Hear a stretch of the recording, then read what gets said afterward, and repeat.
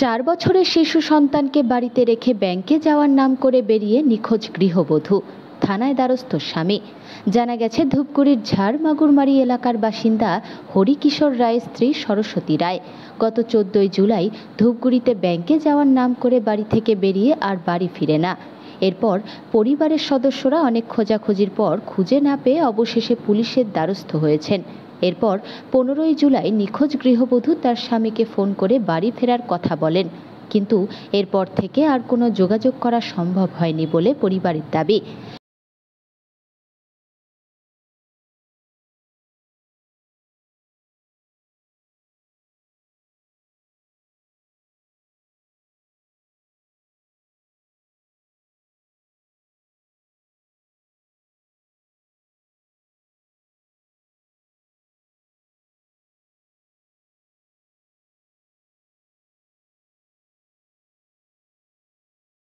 শুক্রবার ও বাড়ি থেকে ব্যাংকের নাম করে বাইর হয়ে গেছে, ঠিক আছে।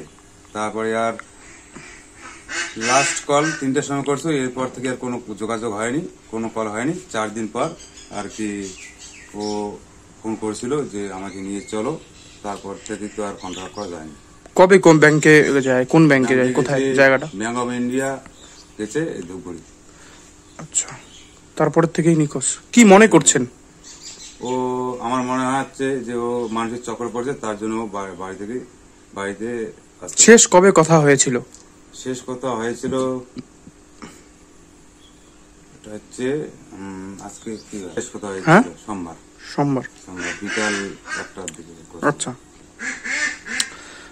মানে কি মনে করছেন, বাড়ি থেকে ব্যাংকে বেরোলো, তারপর কি কোনো কি? আমার ধারণা ও পাচারকারী ইস্যুতে পড়ছে, তার জন্য আর কি। ফোনে কথা হয়েছিল বাড়ি থেকে? কথা হয়েছিল একদিন। কি বলছিল ফোনে? ও বাড়ি আসতে চাইছিল, কিন্তু লোকের চাপের জন্য ও ওখান থেকে বেরোতে পারতেছে না। কি নাম ওনার? নাম হচ্ছে সরস্বতী। বয়স কত হবে? 26 বছর। কোন এলাকায় বাড়ি? ঝাড়মাগুরমারি। আপনার সম্পর্কে কি হয়? আমার স্ত্রী। আপনার নাম? হরিকিশোর।